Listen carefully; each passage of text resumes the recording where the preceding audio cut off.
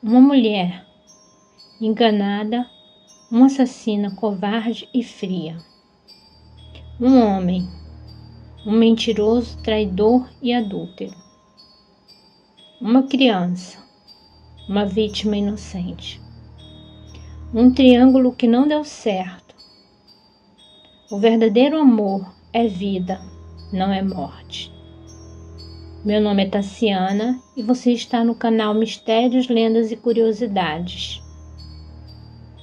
Em novembro de 1959, Neide Maria Lopes, de 21 anos, funcionária da Ducal, no centro do Rio de Janeiro, conhece Antônio na plataforma 1 da Central do Brasil.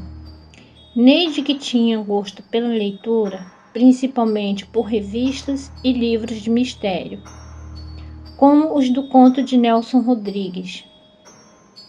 Sua má aparência a deixava retraída. Ela tinha o nariz grande e a pele marcada pela acne. Era uma fumante compulsiva. Na plataforma, Antônio olhava insistentemente para Neide. Eles embarcaram no mesmo vagão.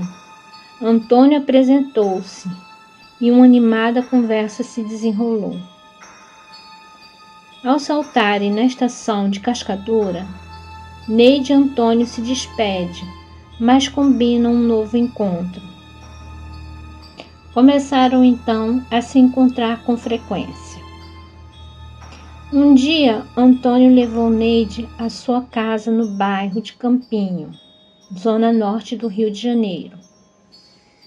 Ele ofereceu a carona no jipe que era da empresa. Os encontros tornaram-se mais frequentes e íntimos. O namoro parecia dar certo e Neide já estava apaixonada por Antônio. Um certo dia, ao sair do almoço, Neide encontra com um amigo de Antônio, um senhor de meia idade, ao qual ela já havia visto na companhia de Antônio. Ele manifestou o desejo de lhe dizer algo. No meio de uma breve conversa, o homem perguntou qual era o grau de amizade entre ela e Antônio. Neide não entendeu o porquê da pergunta, e o homem então lhe revelou que Antônio era casado e pai de 2 filhas. Antônio era casado com Nilza e tinha 2 filhas, Tânia Maria, de 3 anos, e a mais nova, Solange, de 1 ano e meio. Nilza cuidava das crianças e levava Taninha para a escola, enquanto Antônio trabalhava fora. Na quinta-feira santa do ano de 1960, Neide visitou a casa de Antônio, enquanto ele não estava. Logo na primeira visita, Neide mente para Nilza, esposa de Antônio, dizendo que a conhece da escola e que também se chama Nilza. Naquela época, a violência não era tão intensa e as pessoas não viam problemas em deixar pessoas estranhas entrarem em suas casas. Nilza acreditou na história e logo uma amizade entre Neide e Nilza se formou. Neide passou a frequentar a casa de Antônio sempre quando ele estava fora. E Nilza inocentemente comentou com o marido sobre as visitas da xará Nilza.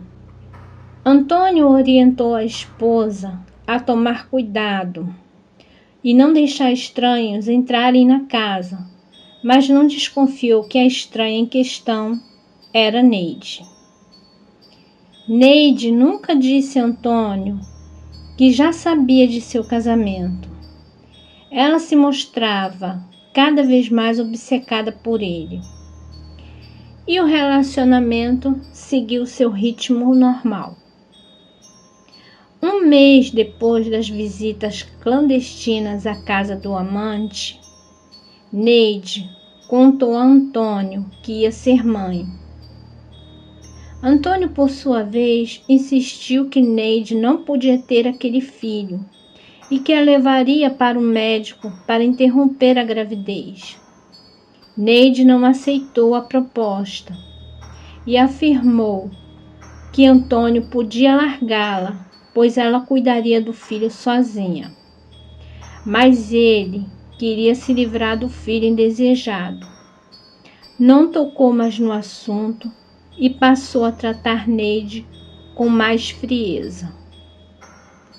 2 meses depois, Antônio a abordou de forma diferente, mostrando-se mais carinhoso do que o normal, e ele a convidou para um passeio no dia seguinte. Logo no horário combinado, Antônio apareceu em frente à casa de Neide com um jipe. Eles seguiram para o bairro de Botafogo. Foram até a rua Voluntários da Pátria, onde Antônio dizia morar um amigo. Subiram até um apartamento e Neide apagou. Só voltou a si, completamente tonta, quando estava saindo de lá, amparada por Antônio. Antônio a levou para casa, onde Neide começou a ter fortes dores e hemorragia. Sua gravidez foi interrompida. Neide passou a nutrir um forte desejo de vingança. Ela já sabia que Taninha era o xodó de Antônio e começou a frequentar também uma loja de armas na rua Regente Feijó, centro da cidade, onde adquiriu os 2 revólveres. Nessa época também, ela passou a frequentar a casa de Zisélia, uma amiga que morava na Penha.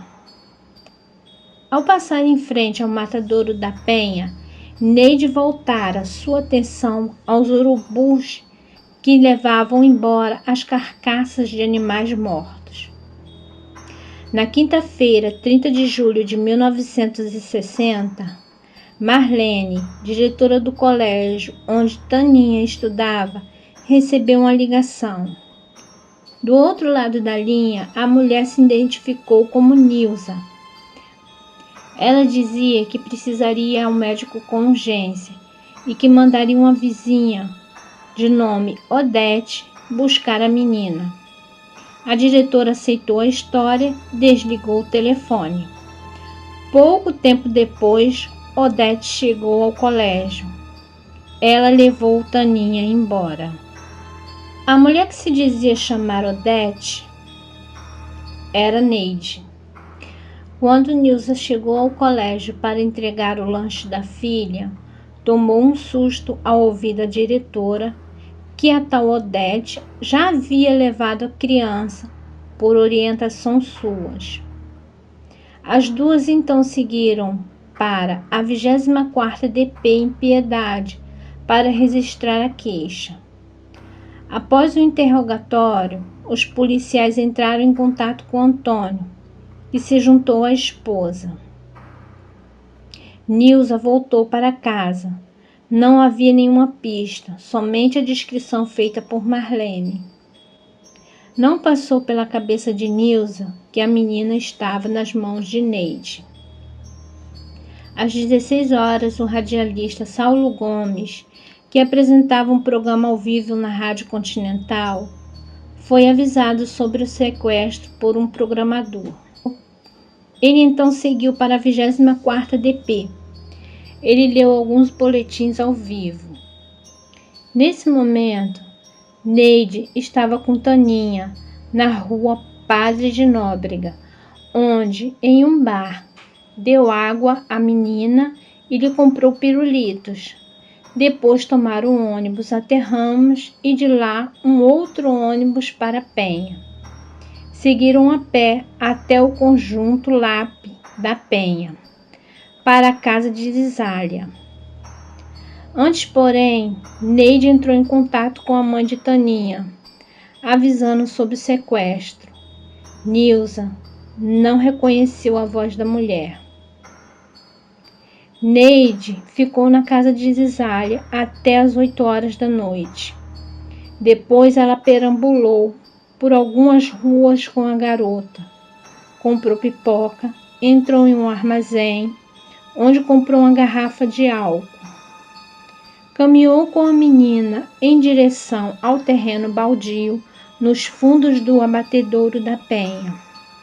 Ali ela empurrou a criança. Taninha caiu de mau jeito e machucou as costas, começando a chorar.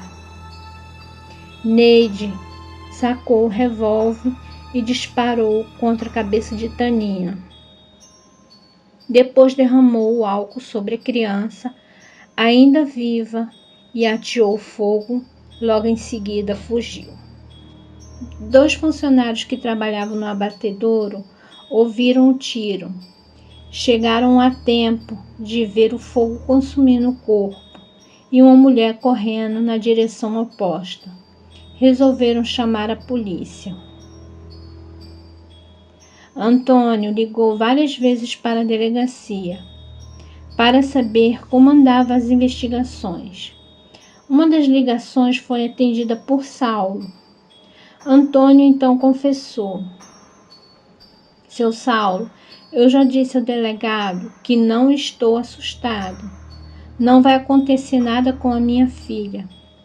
Essa mulher que foi lá na escola é uma namorada minha, mas a minha mulher não pode saber, senão eu perco meu casamento. Saulo então perguntou como se chama e onde morava a mulher. Antônio deu o endereço e contou que ia se encontrar com Neide naquele dia, na Central do Brasil. Os policiais civis e militares seguiram para a estação ferroviária Dom Pedro II, na Central do Brasil. Aguardaram por horas, mas Neide não apareceu. Um outro grupo, acompanhado por Saulo, seguiu para o endereço de Neide. 2 policiais subiram até o número 201 da rua Ana Teres 305. Os pais de Neide se assustaram ao saber que a filha era suspeita de sequestro. Por volta de 22h30, Neide chegou em um táxi e foi detida. Ela não esboçou nenhuma reação, apenas o desejo de lavar os sapatos que estavam enlameados. Os policiais revistaram a bolsa de Neide e encontraram o revólver Taurus e a garrucha calibre 320. Na delegacia, Neide pousava para fotos e dizia ter sequestrado a criança a mando da mulher do amante de Nilza, afirmando que se a polícia quisesse pegar o verdadeiro sequestrador, deveria perguntar a Nilza. Ao chegar na delegacia, a mãe de Taninha soube que uma tal Neide, amante de seu marido, era a principal suspeita do sequestro. Ela então reconheceu a mulher que frequentou a sua casa nos últimos meses, que se chamava Nilza, como ela. De madrugada, noticiou-se sobre a descoberta de um cadáver infantil encontrado na Penha. Os policiais lembraram que havia chovido muito naqueles dias e se lembraram também dos sapatos enlameados de Neide. Decidiram então levá-la até o local onde o cadáver foi encontrado. Lá, ao ver o cadáver parcialmente carbonizado, Neide reagiu de forma um tanto violenta, dizendo: "Me leva daqui, pelo amor de Deus, eu conto tudo na delegacia." Porém, na delegacia, ela voltou atrás. Os policiais a impediram então de fumar e até mesmo de beber água. Mesmo assim, ela continuou negando. Saulo Gomes então pediu permissão para entrevistar Neide. Ele entrou ao ar e a entrevistou ao vivo. Ao ser indagada sobre o assassinato de Taninha, Neide desabafou. Por que você está me perguntando isso?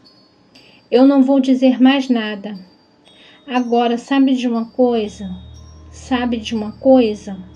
Eu era matar a família toda. Mas infelizmente eu não tive tempo.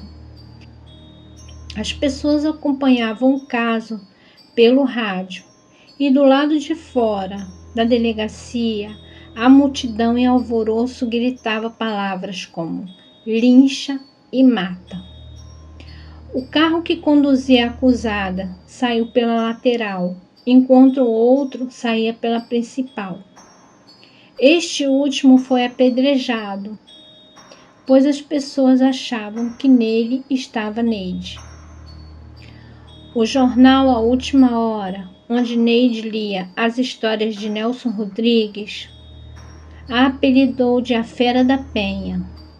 Neide foi levada para o complexo penitenciário Frei Caneca. No julgamento, Neide Maria Lopes foi condenada a 33 anos de reclusão, 30 por homicídio e 3 por sequestro. A defesa tentou alegar a insanidade da ré, mas de acordo com Wilson da Lira, psicanalista responsável pelo exame de Neide, ela é portadora de imaturidade afetiva e cometeu o crime movido por um sentimento de intensa paixão. Neide cumpriu 15 anos de reclusão.